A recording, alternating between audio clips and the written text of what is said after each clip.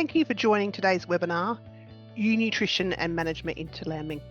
My name's Jodie Rosé O'Brien and I'm one of the AWI Extension South Australia team.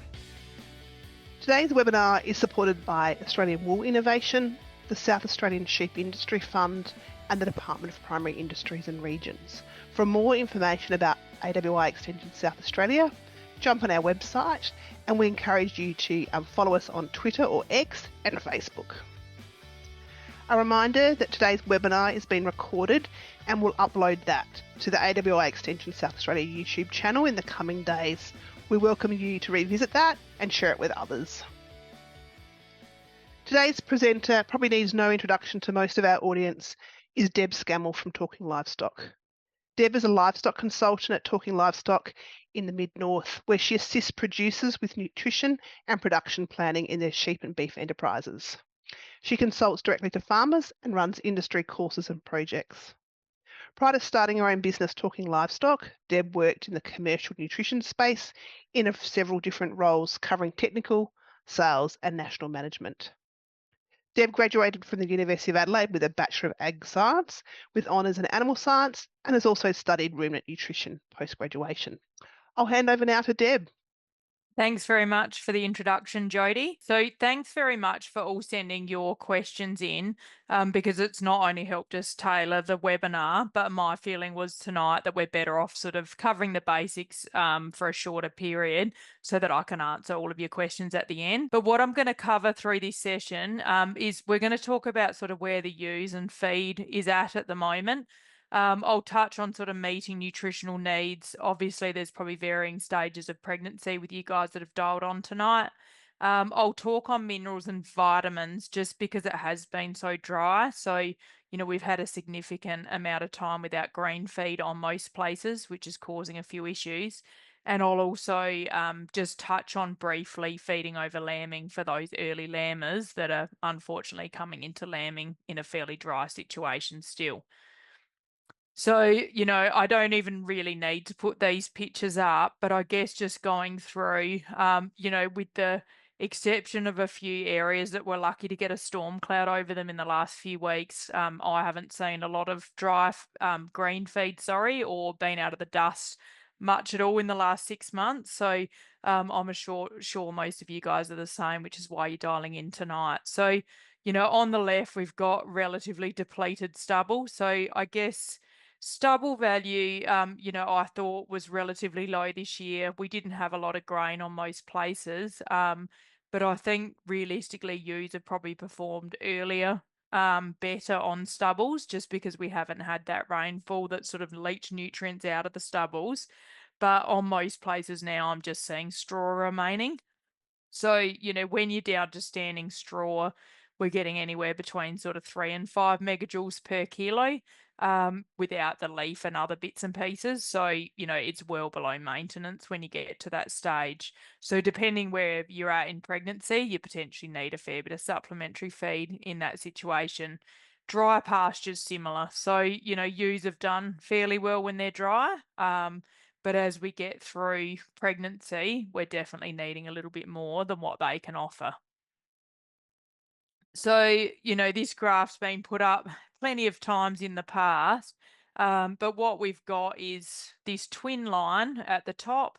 So, I think in dry times and projects have sort of shown that pregnancy scanning is a lot more valuable in dry times than in lush times because basically, a lot of the ewes are being heavily supplementary fed. And you can see we've just got that significant increase in energy requirements per day for a twin than a single. So, for me, when I'm doing rations for people at the moment, it's significantly cheaper to feed a single bearing ewe than a twin or triplet bearing ewe. So knowing who these animals are means that we can allocate the better feed and more feed to the animals that need it, and we can have the singles on a lighter, sort of cheaper ration. So, I guess, just into early April already, we've got people that are likely to still be in this sort of first few months of pregnancy. So with dry feed, energy per day is really only around that 10 megajoules per day. But, knowing there's plenty of people lambing in the next month, you're already creeping up to this sort of single bearing energy requirement of 15, and your twins are more like 18 meg, and that's for a 60 kilo ewe. So, I think the good thing when we are in dry times is we've got this really good information, especially for merinos, where we can look at their exact energy requirements per day. So I'll talk a little bit about feed quality, or I've already touched on that dry feed in the paddock. Um, if you look at a stubble straw that's 4 megajoules of energy per kilo, because of the fiber content of that, ewes aren't likely to be able to eat too much more than a kilo a day of that sort of straw. So you're really only going to be giving them sort of 4 to 5 megajoules of energy per day. So you can see in this chart, we've got the standard reference weight, which is the mature weight of the ewe across the top. There's all of them are needing significantly more than that 4 to 5 megajoules per day. So that's where your supplementary feed kicks in. But yeah, if there's plenty of people that are able to, using some simple apps and things, work out their own basic rations to meet energy requirements. But otherwise, there's other people in the field that can help you work out what to feed.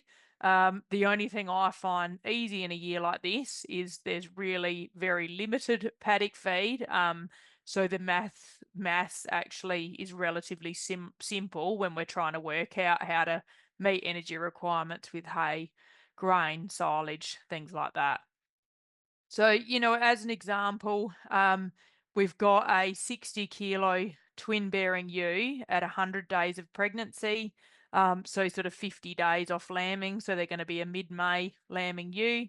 They're needing 12.2 megajoules per day. So then we can go back to our supplementary feed that's hopefully feed tested, and we can look at how much a ewe can eat and then work out how much we need to provide, or whether we need some grain and things, or just hay or straw in that ration. So, before we go too much into feed quality and how we're going to work out what to feed the stock, I think we talk about condition scoring all the time, but it is more critical than ever this year. So I think for starters, it's crucial to have sort of a condition score target in your head. So, generally we look at that 3 score to through to 3.5 score. And for anyone that hasn't condition scored before, you can get condition score cards from AWI that are quite useful. It'll just give you a description of the score of a ewe. And, basically this blue line is the long true ribs on the ewe, and we're just feeling the fat cover over the short ribs, over the eye muscle area and over the backbone, and that helps us work out what score the animal's in. So, in general, we're looking at that 3 to 3.5 score at the point of lambing. Singles for merinos, often around 3, twins around 3.3, and maternal ewes, we have slightly different targets often then. But it can vary depending on if we're lambing later or earlier in the season on supplementary feed. But realistically, your condition score drives the success of that lambing. So, how likely your ewe mortality is going to be to get higher is generally associated with under-conditioned or over-conditioned ewes, and also lamb birth weights heavily driven by sort of condition score. But in a year like this, what I'm finding is we're just getting this real spread of condition score in most mobs. So I think with the tough spring we had, a lot of people early weaned. I've found a lot of ewes actually lost condition and just haven't had the opportunity to pick back up.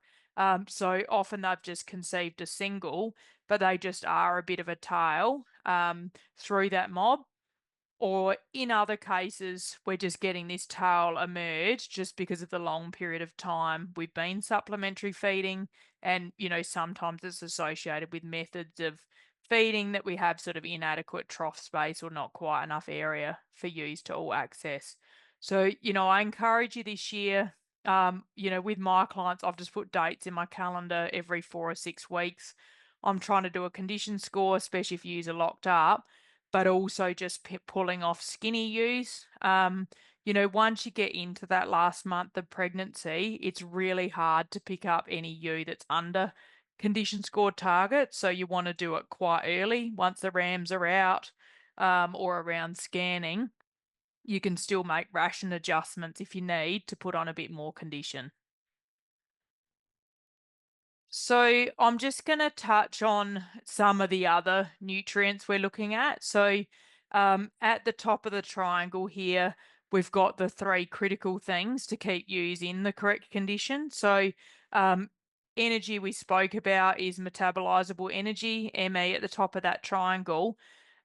With energy, that chart I just put up for merinos, it is as simple as if you're feeding them more energy a day, they're likely to put on a condition score. And if you're feeding less energy a day, they're likely to lose a condition or some form of condition as a condition score. So energy is, we can make small tweaks to increasing energy and we can improve condition score during early pregnancy. Um, the next one I think we sometimes miss in dry times is protein. So that's your CP on the chart, your crude protein. Um, the problem with inadequate protein, especially for twin and multiple bearing ewes, is you're likely to have lambs that don't quite hit birth weights. So when we look at survivability of lambs, it's often down to hitting birth weight targets, which we try and get them around that sort of 4.5 to 5 kilos, depending a little bit on the standard reference weight of the ewe. But yeah, I find, especially in a year like this where, lupins are very expensive, beans are hard to get, a few people have been doing screenings or vetch or lucerne hay, but realistically, high protein fodder or grain has been expensive and hard to find. So, in general, through the last sort of trimester, I'm wanting at least 12% protein overall in a ration. And at the point of lambing for a twin bearing ewe, I'm sort of targeting around 14%. And that allows that ewe to form high quality milk that basically can help those twins once they've been born to hit sort of growth rate targets as a young animal. So, it's hard in a tough year because I think we just try and hit energy targets, but especially for your multiple bearing ewes, protein's relatively important as well. And then NDF is neutral detergent fiber. So fiber's absolutely critical for me. I might talk about that in a few slides' time, but it really is just for rumen health and the fact we're going to put them back on paddock feed that I want to keep that fiber up. But then, I think this year we've had a lot of questions around sort of minerals, microminerals, and vitamins. So it is, as we said, have been really tough season as far as, I don't know, when I asked producers, how long have we not had green feed for ewes? Plenty of people are well over that 6-month mark now. So when we look at green feed, for me, vitamins A and E are one of the real critical things. So, it's something in a normal lambing, you shouldn't have to worry too much about vitamins. But in a year like this, I think we do. So vitamin A and E are both in green feed. So if you've got green feed in your paddock, they're going to have adequate supply. With vitamin A, they can store some in their liver. So especially older ewes can store it for a reasonable quantity of time. But younger stock, if you haven't had green feed sort of for over 3 months, you can start to see deficiencies. And vitamin E, they do need a daily quantity. So that can be quite common in dry seasons where stock are heavily supplemented, that we can have deficiencies in vitamin E. So, and basically it just causes lambs that have absolutely no energy. So, for me, I'm looking at people that have spent, $80 as a rough figure on feeding ewes for the last 6-7 months, depending on how long you've been feeding. You don't want a vitamin deficiency to be the minimum thing on that barrel. So, that barrel concept on the left, it's basically, we've ticked off our energy, protein, fiber, we've got the ewes in the right condition score. We may have macro minerals, but it could be something like vitamin E that means your lambs have no energy and don't really get up or ever thrive. So, Something to be aware of, AD&E injections are a reasonable way of getting it in pre-lambing, or there's some good loose licks and blocks that'll have relatively high levels of vitamin A and E as well.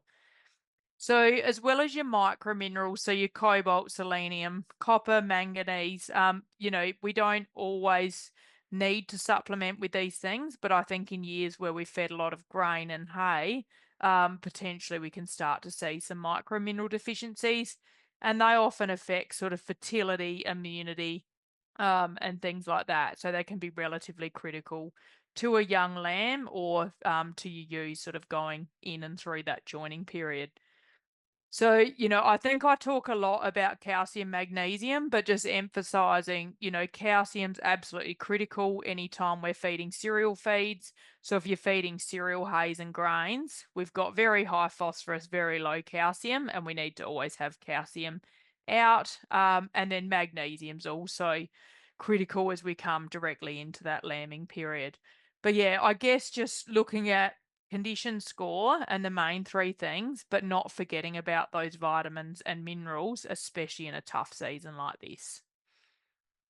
So, there's a bit of information there. So, I guess the hard thing, I just find it a real minefield now with all the products that are on the market to supply vitamins and minerals. But, charts like this, you can actually just get, from ruminant nutrition textbooks and things, exactly what animals need in milligrams or the vitamins on there are shown in international units per kilo of dry matter of feed. So we can work out sort of per animal per day what we need to be supplying, especially of those micro minerals and vitamins.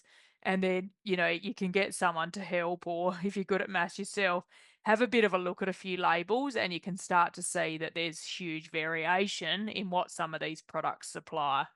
Um, and then, on the left with your macro minerals, we've got things like calcium.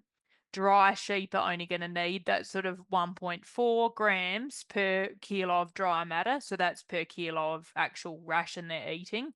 But, when they're in late pregnancy or lactating, it can go up to that 7 sort of grams per kilo dry matter. So generally during late pregnancy and lactation, we're going to be at the higher end. So you've got the same thing happening there with magnesium. And as I said with your phosphorus, if you're feeding cereal-based diets, phosphorus can often be quite high. So we also always want 2 parts calcium to 1 part phosphorus in the ration. So that's why I talk about calcium so much during that pre-lambing period. So, everyone would have seen those ewes going down with hypocalcemia, magnesium deficiency, or sort of preg tox. So, yeah, supplying your energy calcium mag can hopefully help avoid some of those issues. Deb, I might just stop you there. We've just had a couple of questions come in while you've been talking about vitamins. So Yep. first one is about vitamins A, D, and E. Inject or loose lick or both? Yeah, so I guess this year, I've probably gone, my advice has been relatively heavy as far as vitamins. So because we're only getting ewes in during that pre-lamb vaccination normally, so sort of 4 weeks out from lambing, if we haven't had green feed for sort of 6, 7 months, I'm recommending sort of an AD&E injection. So that'll give you a good boost of vitamins. But then, generally I'd use a relatively high spec loose leak from that point on too, which should then contain adequate A, B1 and E as well. So it's a bit of a double-edged approach. I think this year I've had a lot more people sort of mixing their own licks and things just because of sheer cash flow. So yeah, I think your AD and E injection's still going to give them a good sort of boost as they come into that lambing period. And Excellent. when you think of things Sorry. like vitamin A, as I said, that's going to then be stored. But your E, if that is in your loose lick, then you're getting that daily supply that they actually need for that last month into lambing. Excellent. That's a perfect segue into the next question. Can you bulk vitamin E to put it in a grain feeder, for example, or in a mixed ration? Yeah, so 10 to 20 international units. I just can't remember how, like, I'd have to look up again the milligram but it's such a tiny amount of vitamin E. So, same with your micro minerals. It's really hard to deliver your own vitamins and micro minerals in your own products. So, there are some companies that'll make like a sheep premix that has concentrated micro minerals and vitamins that you then put into a more bulked out macro mineral product. But yeah, I don't think you'd just put vitamin E in on its own because it's going to get lost in a grain feeder basically. So, if you're feeding huge amounts of grain, a feedlot type pellet, a high quality one, can actually be put through with the self feeder, and that's a pretty effective way to get all your macros, micros, and vitamins into those ewes too, as well as buffers and things. Thanks for that, Deb.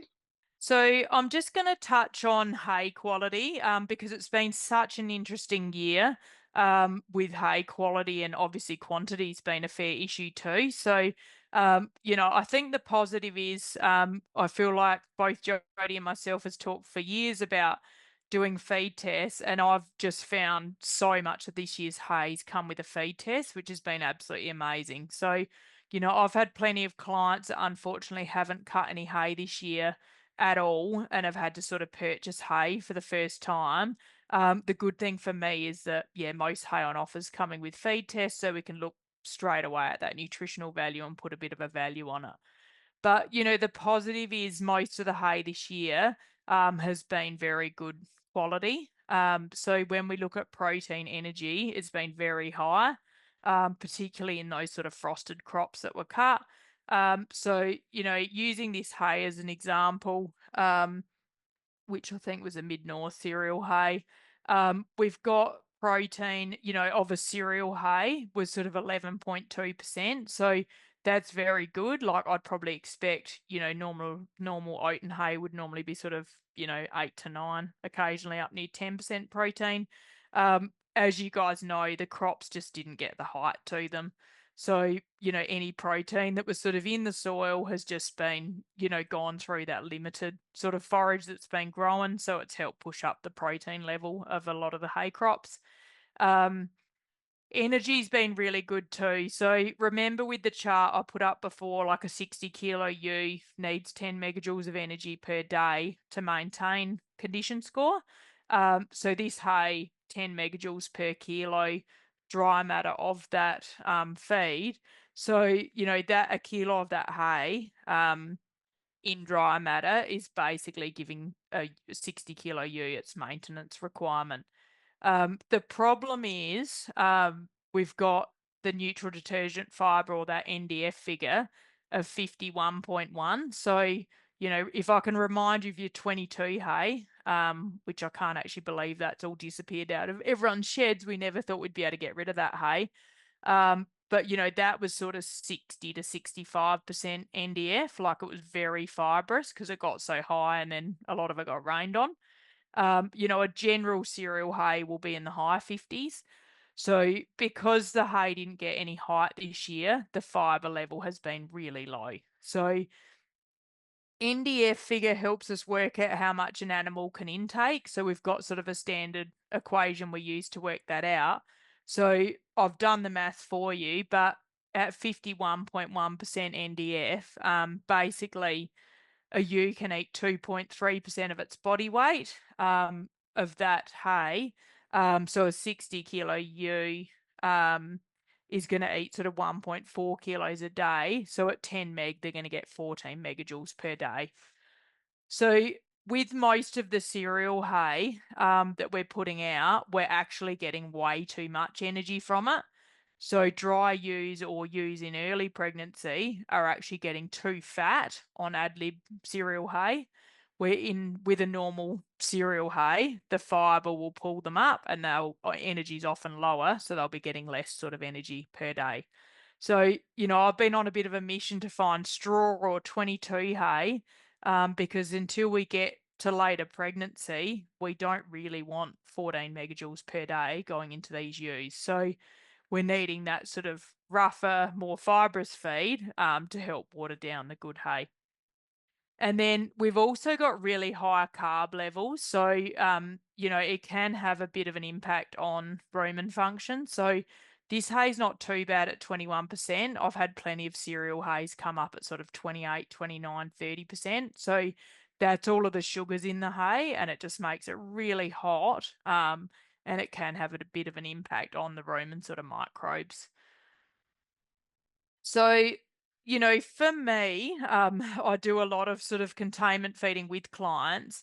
I don't like having stock empty. So, with that hay we just saw, we could obviously just put out a kilo per ewe per day. But, logistically, as far as feeding, that's really tough because you're going to put out, say, 250 ewes in a pen. We're going to put out, say, 280, 290 kilos of hay a day, assuming a bit of wastage, but that's really hard for us to sort of get that off a big square, obviously, and get it in the pen. So that's where I really use straw or that more fibrous feed if we can get it, just to try and keep the rumen full of roughage at all times. So, I guess when we look at supplementary feeding in dry times, we also have to have a bit of a focus on rumen function, and animal health. So, probably this year more than ever, I've had acidosis cases. We've had stargazing, which is associated with acidosis. We've had so many sort of flow-on effects, pneumonia, and it's all just due to that animal health, rumen health side. So for me, I really prefer to have some sort of fiber available, or sort of daily feeding, just so we're not changing sort of the rumen environment frequently. So, obviously with your 10 megajoules per day, we could just give 900 grams or 850 grams of barley. But yeah, that's not going to help that rumen health side. You've just got to remember that ruminants are sort of fiber digesting animals, and before lambing, we want them to go back onto paddock feed. So we don't want them on that real hot, high starchy rations and then try and convert them back to paddock feed, which we'll hopefully have before lambing. So, the other thing to remember when we're looking at feeding ewes coming into lambing, so I've sort of talked about the lower fiber hay, but when we get to twins and triplets, that even that hay test that I put up is going to take up too much rumen space when they're right at the point of lambing. So, that's where I really want to know who those twin and triplet bearing ewes are, because if you just give them 1.5 kilos of hay a day, you might tick a box on energy, but they're not actually going to be able to physically fit all of that in, because you imagine 2 lambs inside that ewe. There's just not the rumen space right at the end. So we do need to look at sort of energy dense feeds, like your grains, pellets and things, especially for your multiple bearing ewes. So, in an ideal world, we'll have high quality pasture, but for early lambers that are still likely to be supplementary feeding, we need to transition them over to those more energy dense feeds. So, I've talked to death about containment the last 5 years. We've done so many workshops and bits and pieces around the place. So I won't dwell on this, but I guess, this is the year anyone that hasn't got a containment pen's built one. It's been really tough trying to keep ground cover. So many different feeding methods. There's so many different ways you can do it successfully. But for me, in a tough year, we're looking at that energy reduction by having ewes locked up. And then, avoiding this sort of thing, I guess, as far as just bearing out ground cover. So if you don't have containment pens, no problems at all with just sacrificing a paddock. But it's great if it's kind of an arable area that we can then re-sow, because obviously if hills and things are bared out, it can just take so long for them to kind of recover once it finally does rain. So, and I just look at the energy saving we've got when we calculate rations. In tough times, it can save you a couple of megs of energy, depending on how big your paddocks are per ewe. So, managing stress, I found the picture of the guy, and I'm not going to talk about your stress at this point, but I'll touch on it at the end. But for me, in tough times and when we're heavily supplementary feeding and we're looking at the lambing paddocks and they're not growing, I find a lot of the mortality comes from not managing stress in those ewes. So, often they're kept in the pens a little too long because we just don't have the adequate feed on offer to move them. I find a lot of sort of shearing and handling and crutching just ends up creeping a little bit too close to lambing.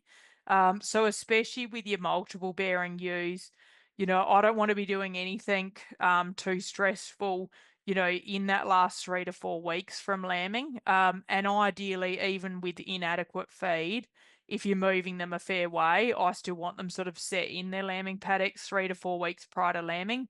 And you've just got to take the supplementary feed out there instead. So it's just really planning ahead, I guess. Yeah, if you can just open your gate on your containment pen, it gives you a lot more leeway to hold them in longer. But if you're trucking them or walking them a long way, I find sort of every year it's always hypocalcemia and things, and it's generally associated with late moves of ewes or stressful events way too close to lambing. So you imagine you've got those two lambs sort of drawing, or three even, drawing a heap of energy and mineral reserves out of the ewe. If you add stress, it's sort of the breaking point that kind of makes everything come undone. So, I've just put up a few slides on lambing in dry times. I've probably over the last few weeks, I think we're all hoping for a March break. It's April. We haven't had the March break. I've had lots of people sort of starting to think of lambing areas that aren't necessarily paddocks. So, I guess giving you a bit of reassurance, seek extra advice if you're thinking of doing this, but it is possible with correct planning to sort of, and I don't like lambing in containment. So all of the guidelines will say 20 square meters plus you can lamb in containment, but you got to think the ewes have been locked there. They've manured there. There's dust. There's, everything that you don't want. There's often not shelter from wind chill and things in those actual pens. But yeah, if you've got scrub areas, other sheltered areas of your farms that aren't arable, we can often make these sort of 5 to 6 acre, a hectare or two pens. And if you can get the mob size down, have effective sort of feeding in those areas, you can still have quite a good result. So, I guess the key is when you're supplementary feeding over lambing is just making sure ewes are never hungry. So, you know, there's mixed opinions on self-feeders. I love them, but you've got to have ewes used to the fact they're never going to run out. So you just want them out in your paddocks. Never let them run out because their behavior changes if they think they need to run for that feed.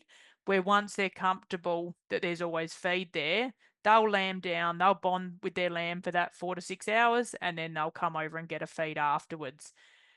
Trail feeding can be done okay if it's done well, but I guess in bare paddocks, you often see those ewes just leaving a newborn and just flying over. So again, just making sure you've got high quality fodder and other things so they're not starving when you come out with a trail feeding cart. And, TMRs, like total mixed rations, can actually work pretty well fed out in paddocks if you've got a mixer. And, often I'll put a couple of days supply, and then before it's totally disappeared, we'll come out and do it again. So, the ewes know they can wander over and get a feed at any time. And then they're more likely to bond with that lamb, and it'll help avoid mismothering. So, I guess you still need that shelter and privacy, so they don't all want to lamb next to each other. They will go off and lamb somewhere. So scrubs and areas, hill areas can work quite well. Spreading your feed out as well. So I think we all often put all the feeders right near each other. But yeah, even in a small area, I'd have sort of different feeding stations because it could just minimize the numbers of ewes and lambs walking to that space at the same time. And then mob size is also really critical. So with your single bearing ewes that are only bonding to one lamb, probably not as critical. But when you look at twins and triplets, in a small area, 80 to 100 twins works perfectly. That's still 160 to 200 potential lambs that are going to get mixed up. So you imagine if you had 200 in that small area, that's 400 lambs over 4 to 5 weeks. You can imagine your level of mismothering is likely to really increase. So, I think if we're forced into lambing in dry times, just trying to set up a bit of a strategy so we've got some chance of success still. And hoping for all of you, we're going to have ample pasture and none of this needs to be discussed any further. But, another strategy we've used a lot in the mallee with things like veldt grass, or, I've just got a picture of some ewes on dry hills feed here. So anytime you've sort of got adequate bulk dry feed, broadcasting beans has actually worked quite well. So, I find it works better for ewes that are used to picking up a bean in a pasture, or we try and get them used to it a little bit before lambing. But yeah, we've had a lot of success with it over the last few years. And just because it encourages that behavior, similar to if they were grazing high quality pastures. So, I'll often work out a quantity per ewe. If we don't think rain's coming, I'll put out 4 weeks supply. It's broadcast across the paddock. And so you can imagine those ewes are just walking around as if they're grazing a bean stubble, but they've got their fibre beans spread out, and it allows them to bond with their lamb and not rush back to a feeding area like we have with self feeders and trail feeding. Deb, question just come in about using those smaller areas for lambing down. Yep. How much space? We talked about 20 square meters in containment, but in those smaller areas, how much per ewe? Yeah, so 20 is the absolute minimum if you're gonna lamb in smaller pens. So the research has shown sort of 20 square meters plus. I probably go more like 40 square meters a ewe. I guess just think acres or hectares, not square meters per ewe. But yeah, if you're gonna go for a larger mob, I'd be looking at that 40 square meters per ewe as a minimum. Fantastic, thank you. But I think realistically, shelter and feeding method could kind of help a lot as well. So, if you don't have a huge area, but you've got shelter and you've scattered your feeders around the paddock, and they're in the right condition, you can potentially go slightly smaller. But yeah, definitely not. I don't love doing it in your containment pens just because of the disease risk, basically, especially in a dry, dusty year. I'm sort of quite worried about things like mastitis this year. Yep. So in those smaller areas that you've got, like around trees, you're looking at 40 square meters per ewe. Is that Yeah, right? would 20 is the research number, I guess, but I probably err on going slightly larger than that if you are going to be lambing in there. Excellent, thank you. And, I guess just a bit of a plug with this one on planning. So, you know, um, as we said, it's been a long period of dry. I touched a little bit about on use stress, but, the stress levels of farmers is obviously getting higher and higher as we go more and more days without rain. So, and I guess I said to someone today, I think enough people talked about an early break. I was starting to believe it would happen too. Um, when we do feed budgets and things, I guess we're always planning for the worst. So, for me, I do a feed budget through to at least the end of June. Unfortunately, it doesn't rain green feed. So, even with an early May break, we're going to be looking at 4 to 5 weeks before we get high quality pasture, depending on if you've got perennials or annuals. So, I encourage you guys, there still is a bit of hay around. So if you don't have enough feed in your shed, I guess I find stress wise, and I acknowledge there's cash flow issues all over the state at the moment, but stress wise, I think having the backup of feed till the end of June, at least, can just give you a lot more relief knowing that you're not going to run out. So, I'm hoping, like all of you guys, that we get some rain later this month. But if we don't, yeah, I'm feeling a lot more comfortable with people that have got feed reserves. And, there are some cases we've destocked by another sort of 20% over the last month because we just don't have cash flow to keep purchasing hay. And it just gives us that less stress, I guess, of knowing that if we've got the 800 ewes and we have to be supplementary feeding till the end of June, we've actually got enough in the shed. Because my concern is how we're going to try and find hay in mid-May. If we're still needing it for another 6 weeks, I think some of those stocks that are still there are potentially going to dry up. So, key take homes from me, and as I said, we've got a fair bit of time left for Q&A. Determine what yous need and supply if possible. So, we talked about the energy, protein, fiber. Plenty of people can sort of help you with rations if you're not sure what you should be feeding to get you through to lambing. Um, those containment or sacrifice areas can reduce energy required. So, if you don't have pens set up, but you've got some small paddocks, even just sacrificing a few of those can just help maintain a bit of ground cover for lambing later. And then, we've talked fairly substantially about vitamins and minerals, but just without green feed, I guess, if you are lambing in this early period before we're likely to have some green pick even, just potentially trying to supply those so you can get, your lambs fit and healthy on the ground. And then, as I just touched on, plan for the worst, really. Like, I think I'll never feed budget before end of June after last year. Realistically, we could have gone 2 months longer last year. But yeah, let's all hope together it's going to be better than worst case scenario. Thanks, Deb. So we've had quite a few questions that came through with your registration. I've themed these and we'll start off with the first one in general nutrition.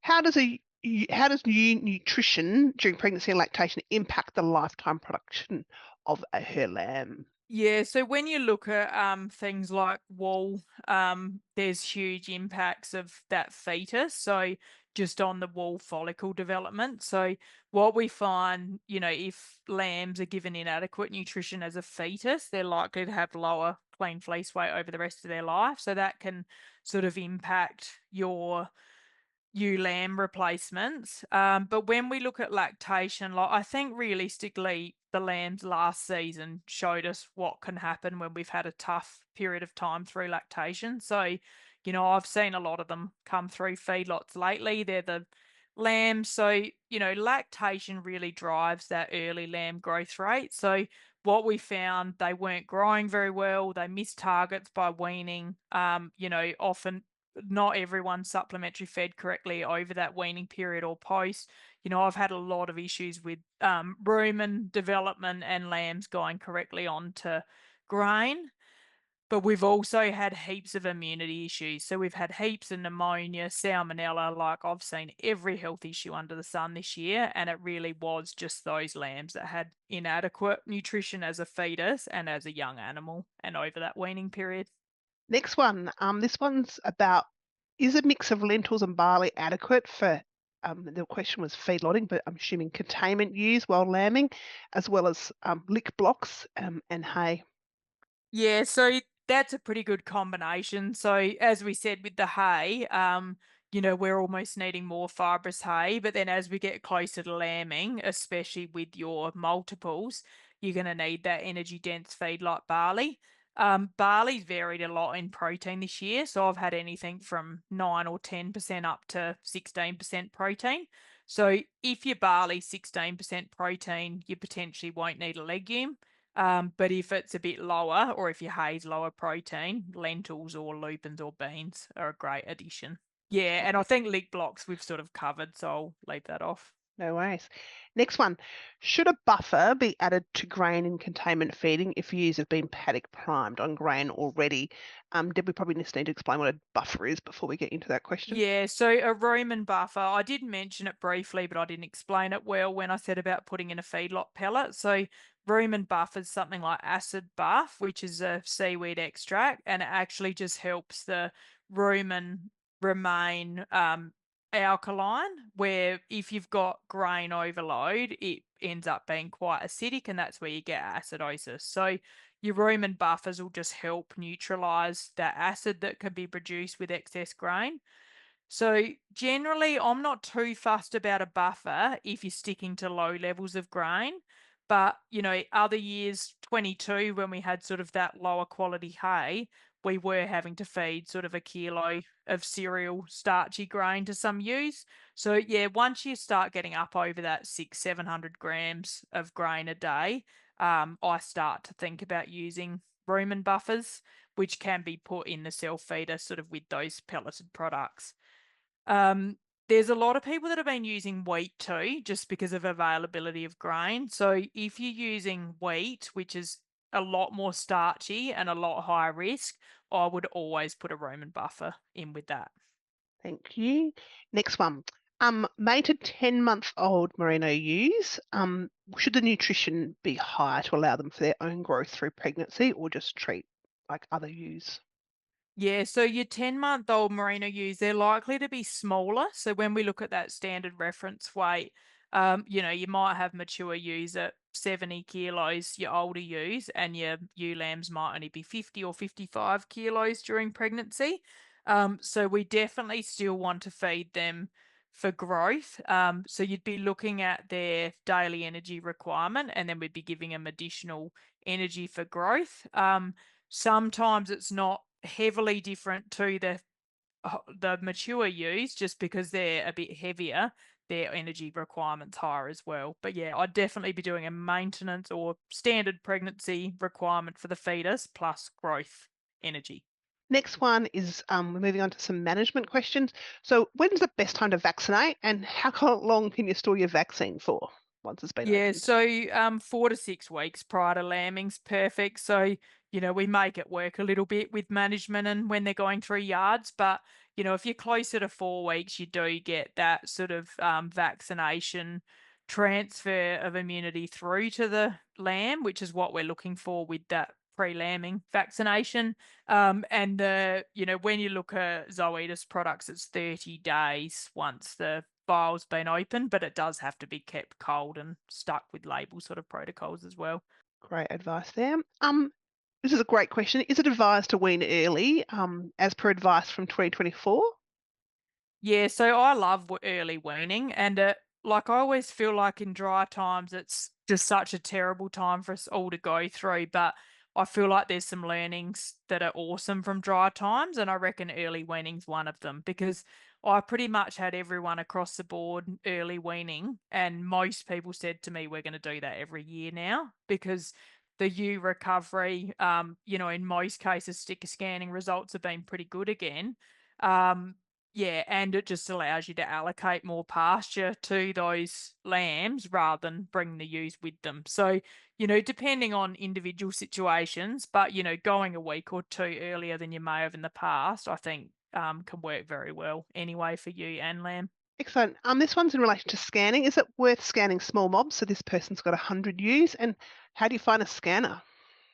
Yeah, so I might divert that one to you too, Jody. Is there a list of scanners? I feel like with the Adelaide Uni project that was done a few years ago, there was going to be a list collated, but we might have to check Not and at send it this out. stage that I'm aware Okay. of. Haven't seen Yeah. one. I think it's Yeah. I think So it's a search on the internet to find a scanner, or yeah. talking to your neighbours or other farmers in your local area. I think is probably the best way at this Yeah, stage. I think if you find a large farmer or stud in the same region, that like most studs would be scanning or larger producers, stock agents often know too. But yeah, I think if you can preferentially manage your 100 ewes, but realistically in dry times, even if you've got 5 to 10% dries, pulling those ewes off and feeding them less can still be worth it. So but yeah, I guess the key is with smaller numbers of ewes, you've just got to look at whether you can preferentially manage twins versus singles or whether you just want to pull the dries off, get rid of them to reduce your numbers. Great. The next one is how close to lambing should you release ewes from containment, and any tips for reducing disturbance when filling feeders Yeah, during so I lambing? think I've relatively touched on this, but I think realistically, as I said, I prefer twins. In an ideal world, we've got a heap of pasture. We're going to do 3 to 4 weeks prior. Will allow because the rumen takes 14 days to readjust. So I'd rather have ewes on the paddock feed that's hopefully green. Give them the 14 days, and it will be 4 weeks prior to lambing. But in dry times, we obviously hold them in a bit longer. As I said, if you're opening the gate, I probably do go down to sort of 10 to 14 days prior to lambing. But if you're trucking them, I'd still want to do 3 to 4 weeks. Or if you're walking them significant distance, singles you can, go slightly less than that. And then I think, yous always see you drive in with a ute to fill the feeders. For me, the key is if they're not empty, the ewes aren't going to fly over to get another feed. So, um, if they've in the last 3 months, if they've been empty, they start to think, oh man, we need to be the first there to get the feed. Where ewes that have always had full feeders get quite relaxed about strolling over and getting the feed because they've never had the experience that there wasn't grain there. Great tip there. Moving on to some minerals related questions. What's the best calcium supplementation leading up to lambing, and when is adding magnesium also recommended? Yeah, so I guess I'll just give you a few levels. There's so many different products on the market, and I'm happy for people to email me. I guess calcium wise, trying to get as high a calcium you can, especially if you're grain feeding. So, I start to look for sort of 15% plus calcium when we're grain feeding. But once you start putting in the magnesium as well, you can struggle a bit for space. So, as long as you've got that sort of 10 to 15% calcium in a lick, and then magnesium, I really focus on that 4 to 6 weeks prior to lambing because it does help with sort of muscle function and it's tied up with sort of calcium absorption as well over that lambing period. So magnesium, I'd look at that 8 to 10% as being your minimum, but just in that immediate pre-lamb period. Great. What are the best pre-made loose licks for pregnant lambing ewes? Yeah, so I think just email me individually if that was your question because there's as I said, it's just a minefield now. Like there's so many products on the market. So yeah, I guess I've got higher spec ones that I like, and there's definitely lower spec ones on the market. Depends on what price point. Yeah, what they're likely to be lambing on. So lambing on green feed, I'm not going to be as pedantic about really high micro minerals and vitamins. But if you're lambing in the next month, I'm going to be looking for something a bit higher spec. Some great advice there. Next one, what's the mineral needs for ewes in late pregnancy? We touched on that if you Yeah, I just want reckon to we've recap. covered that. Yep, Yeah, I think no we've worries. covered that relatively well. Yeah. Next one, are lick blocks any good or actually provide any real goodies? Yeah, so same thing. There's just so many different products. Like I think in the past I used to always say lick blocks were high molasses and high salt because they needed that to hold the formulation together. So, I think 10 years ago when we looked at a lick block label, it was 50% salt and molasses. And then we run out of space to fit in all the other bits we need. But now lick block formulations have changed a bit. You do find lick blocks with lower salt. So, I guess we're looking at that 20 to 25% salt level. I wouldn't want much more than 25% of the product being salt and molasses. So again, just look at your labels. Like if you can get your 14% calcium, your 10% mag, 25% salt, and it's in a lick block, you're potentially going to have high enough levels of some of those other things. Great. And then this one flows on from that one. What's your take on having loose lick minerals as well? Yes, and I guess in the past I used to always say that loose leaks you could fit more in, but as I said, because block have changed formulation, some of them, yeah, it's really just looking at individual spec of individual products. Loose leaks realistically they can go and get a mouthful very easily. Like that's still my preference as far as pre-lambing when you're looking at huge requirements of everything. Next one is about some more information. So, is there an app to help increasing feed demands of pregnancy so we can manage nutrition on the go? Not at this stage. So there's a project running at the moment that's about to come into a second phase that I've been involved in that we're hoping to develop an app off the back of that. So, there's a really good I still like the New South Wales drought feeding app for just formulating hay, barley or barley lupin rations, but it just doesn't have all the flags we need for use as far as calcium and fiber and some of those other things. So yeah, it's sort of in a bit of a pipeline to try and get something up and running that's more focused on just use. Yeah. And we had a few other questions about loose leaf supplements and things like that. If you have those direct questions, we'll email those to Deb if you are looking for recommendations, because yeah, it depends on your area. Question drench strategies for use in this dry year. Yep, and I didn't really touch on much health stuff at all, just in the essence of time, but I probably have found seriously elevated levels of worms in some of the egg counts I've taken lately. And it really is just because we've been feeding ewes on the ground or in the same area for a long period of time. So, my preference is troughs and things if you're feeding grain in containment pens, but even when they're nibbling around the hay and straw, they're all eating in the same area, so we can have sort of that elevation of worms. So yeah, my strategy really is just to do an egg count. So knowing you're going to do your vaccination sort of 4 to 6 weeks out and maybe an AD&E, I'd just be doing a worm egg count a week or two before that. So you've got the results back. And then, if you're going to put them on fresh green pastures, I drench at relatively low levels. This year we've also seen quite a lot of drench resistance in the higher rainfall areas. So just making sure you're using an effective drench as well, not just a single sort of compound. Excellent.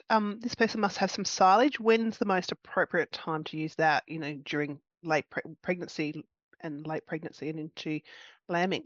Yeah, so realistically, just feed test all your ingredients and then we see where they fit. But in general, silage is likely to be lower fibre even than the hay I put up, and it's likely to be relatively high energy. So yeah, I'd be using it. With twins, I often find that we can nearly get through to lambing with silage, and right at the end, we sometimes just need a bit more energy dense feed just because of that gut space issue. So yeah, generally silage is going to come through in that later sort of gestation period, but it really does depend on the feed test and what quality we've got there. Yeah. A question here. We touched on wheat earlier, and this person's come back saying they're using wheat to feed their sheep, and they've never used wheat before, but because it's more readily available, might be a great option over the mating period. Any advice? I mean, we touched on it before. Any specific advice about using wheat and buffers in particular?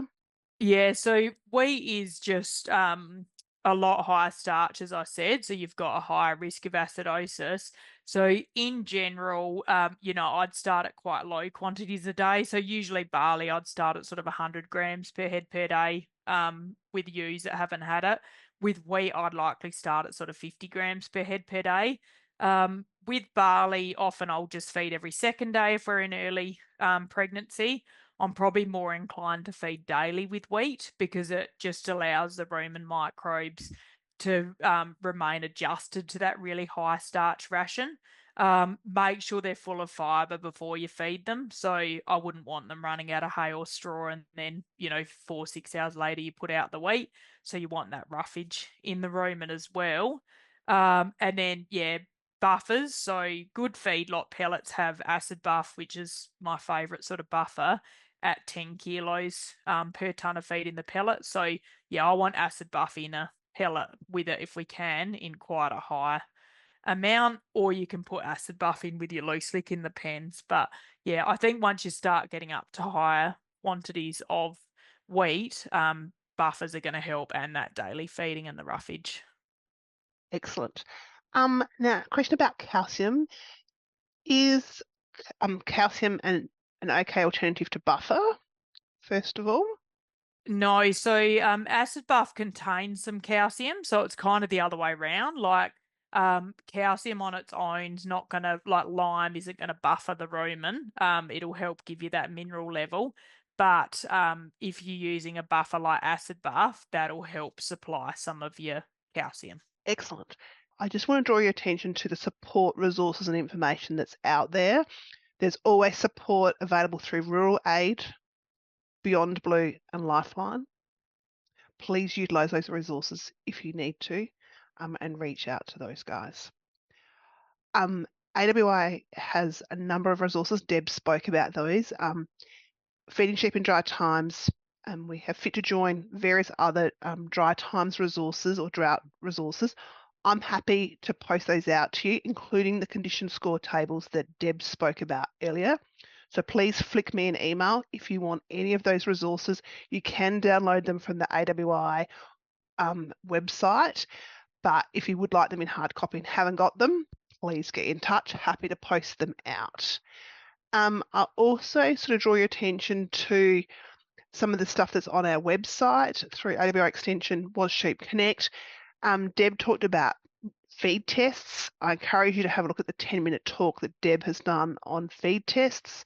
and interpreting feed tests if you're not familiar with those. They're on our YouTube channel. There's also a number of webinars. We did one probably this time last year, Deb, with Colin Trengove about ewe health in containment. If you've got some issues there or want some more information, jump on to our YouTube channel. They're all there. There's also, as I said, great information on AWI and MLA websites. The other one that's available, and I'm happy to also post these out to you if you would like them, is the SA Assistance Guide for Primary Producers. If you Google that or search that or jump on the PIRSA website, this resource has a whole host of information in there about business and financial support services, the various industry programs and technical advice that's available, health and wellbeing, legal, and also has the helpline numbers in there. So I encourage you to jump on and have a look at that resource. Happy to post them, or if you catch up at any of one of the PIRSA offices, they'll have those available. But yeah, some great information there for you guys. I would like to thank the support provided to AWI Extension South Australia to hold tonight's webinar, so through Australian Wool Innovation, the South Australian Sheep Industry Fund, and the Department of Primary Industries and Regions. I thank you all for joining us for our webinar. I trust you found it informative. Deb, I thank you as always for sharing your insight and expertise. So thank you so much for your time. Have a great evening.